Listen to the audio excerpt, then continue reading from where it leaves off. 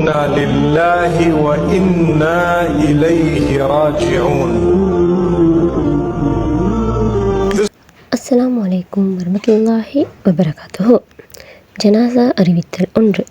முன்னாள் அமைச்சரும் அகில இலங்கை மக்கள் காங்கிரஸ் தலைவருமான ரிஷாட் பதியுதீன் அவர்களின் அன்பு தந்தை பதியுதீன் ஹாஜியார் சற்று முன் கொழும்பில் காலமானார்கள்.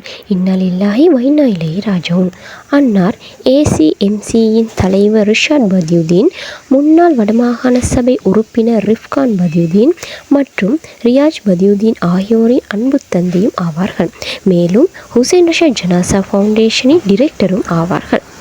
தற்போது ஜனாசா கொழும்பில் உள்ள மகன் ரியாஜுடைய இல்லத்தில் வைக்கப்பட்டுள்ளது. யா அல்லாஹ் அன்னாருடைய அனைத்து நல்லறங்களையும் ஏற்றுக்கொள்வாயாக. அவருடைய மறுமை வாழ்வை ஈடேற்ற மிக்கதாக ஆக்குவாயாக.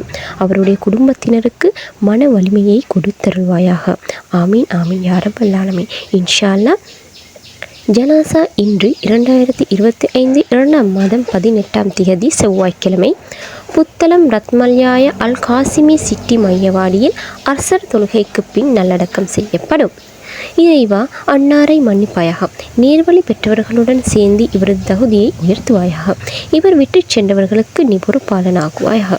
அகிலத்தின் அதிபதியே, இவரையும் எங்களையும் மன்னிப்பாயாக. இவரது மன்னரையை விசாலமாக்குவாயாக.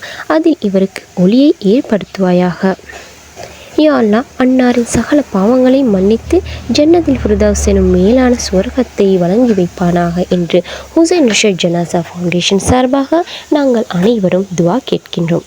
இச்செய்தியை உங்களுக்கு வழங்குவது ஹுசைன் ரிஷாட் ஜனாசா ஃபவுண்டேஷன் HRGF.